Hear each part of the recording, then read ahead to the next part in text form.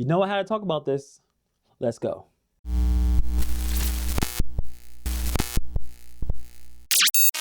Hey, Hannibal here, and welcome back to the Hannibal is Hungry YouTube channel. I'm going to provide a reaction to the interview that Tanner had with the Doordash ambassador. Props to Tanner for getting the interview. Somehow, our friend is too afraid to talk to Pedro and Doordash dad, for obvious reasons. The link of the interview should be in the description below. Watch the interview so you can understand my perspective on the matter. It was an hour-long interview. There wasn't a whole lot of new information being brought up. I watched on 2x speed.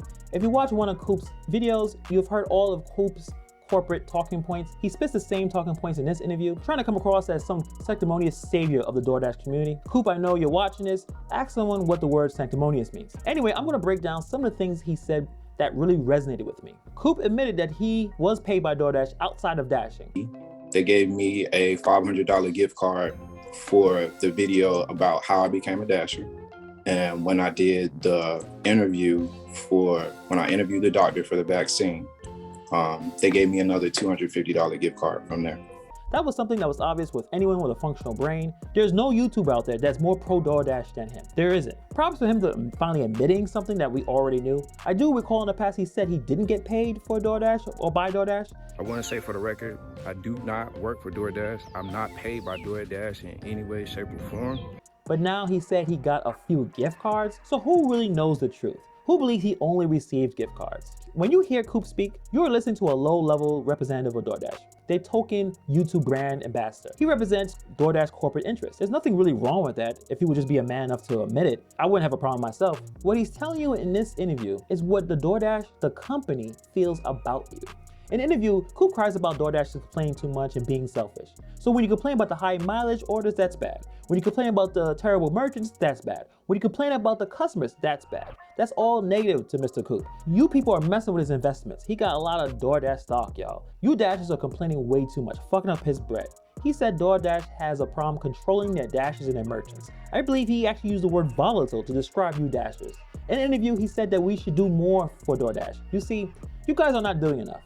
You guys are not working hard enough. Despite making Tony Shu a multi-billionaire, we need to do more, so much more.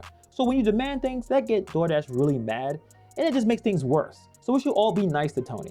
Coop said in his interview that there's tons of people sitting at home declining orders left and right, waiting for big offers for $30 and $40. I know he doesn't watch a lot of creators, he has admitted to this, but who's at home waiting for unicorn orders? I've watched countless YouTubers in their vlogs. I've been on Facebook and Reddit, multiple forums. Where is this happening? I've seen countless vlogs of people taking $6 and $7 orders. He brags about being out there 20 minutes away from his house to really put the grind out there and dash, as if this is some kind of special flex. Dude, everyone else is doing that. What are you talking about? He really does not know what's really going on in his community. He thinks those who cherry pick aren't there to help Doordash in their business to go in the right direction. He says Dashers are being too picky.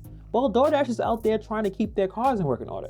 Dashers are out there grinding to pay their bills. If Dashers have to take $3 offers to keep this business up, then the business model sucks, plain and simple. He talks about hidden tips and how he understands their position. But how can he justify hidden tips, yet he admits that he doesn't take $3 offers himself? He's a cherry picker himself. So he doesn't take the bad offers to help Doordash, then who should take him? Well, I guess the rest of us should take him. He's a Doordash ambassador. He's allowed to put affiliate links in his videos while everyone else that does that get deactivated. He's special, you guys. The interview was mostly Uncle Ben tap dancing on the line of admitting there is problems with Doordash, but it's mostly our fault for wanting to be paid fairly for our work.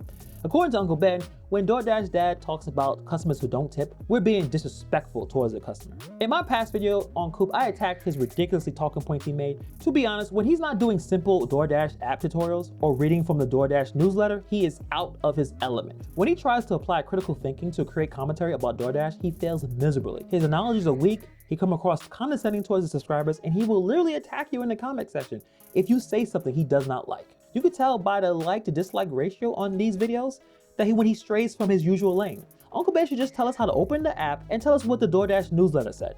I don't get a lot of those emails all the time, so that would be helpful. I received a comment from my video on Uncle Ben a couple of days ago, and I thought it encapsulates his pro-Doordash position so well. Bentley revealed from his thinking that he is heavily invested in Doordash stock. He expects it to go to $500. So anything that causes Doordash stock to decline makes him angry. He needs you to take those $4 offers for his stock investment. He pretends he's for the community, but his actions say something different. How can you trust his commentary about Doordash when his business interest is more aligned with the company and not you, the average Dasher, who may or may not own any Doordash stock? Can you trust him when he says you should take responsibility and stop complaining and focus on the customer? Because DoorDash is doing the best they can to test new pay models, aka cut labor costs in a desperate attempt to become profitable. Why should the average Dasher listen to this guy? Well, I could provide an answer. If you're totally new and you're looking for newbie advice on how to dash, he's your guy. If you need to know what's going on in DoorDash email blast, that's your guy. Other than that, he's just a one-note dude. Whatever come out his mouth is so easy to counter. It's like playing with your little brother that's bald. So good luck to you, Mr. Coop, with your weird shirt company. We're moving past his clown buffoonery, his corporate bootlegging nonsense, and we're focused on providing gig workers with the necessary tools and the necessary support to survive in this economy. Thank you for watching, and I'll see you guys in the next video.